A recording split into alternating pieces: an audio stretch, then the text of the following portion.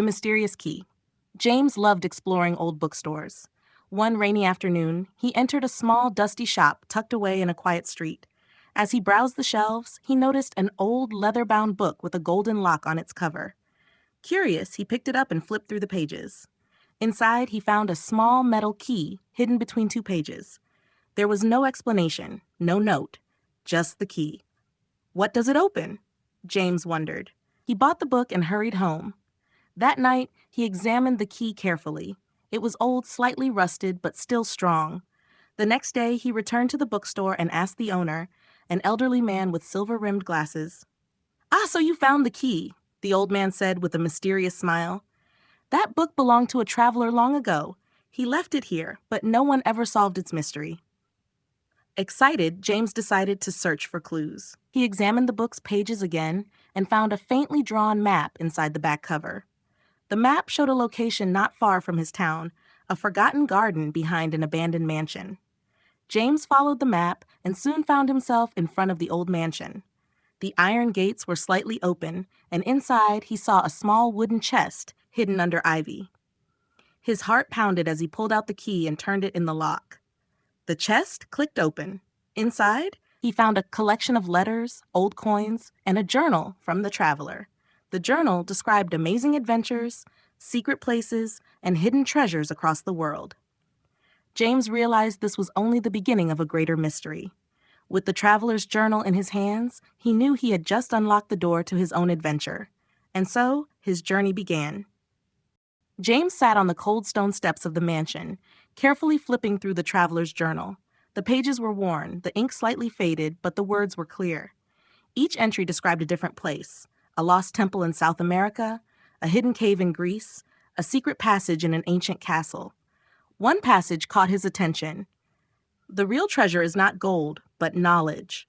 The key is only the first step. Follow the stars, and you will find what I could not." James frowned. Follow the stars? What did that mean? He took the journal home and spent the night researching. The next morning, he returned to the bookstore. The old man was waiting for him, as if he knew James would come back. "Did you find something interesting?" the old man asked with a knowing smile. James showed him the journal. "What does this mean, follow the stars?" The old man chuckled. "Ah, you are truly curious. That's good, but some mysteries must be solved by the seeker alone." James sighed, but he didn't give up. He studied the journal again and noticed a sketch of a constellation drawn beside the mysterious words. He recognized it. It was Orion. That night, James went outside and looked up at the night sky. Orion was shining brightly. He traced the constellation with his eyes and noticed something strange. One of the stars seemed to line up with a place in his town, the old lighthouse by the cliff. Excited, he grabbed his backpack and flashlight and rushed to the lighthouse.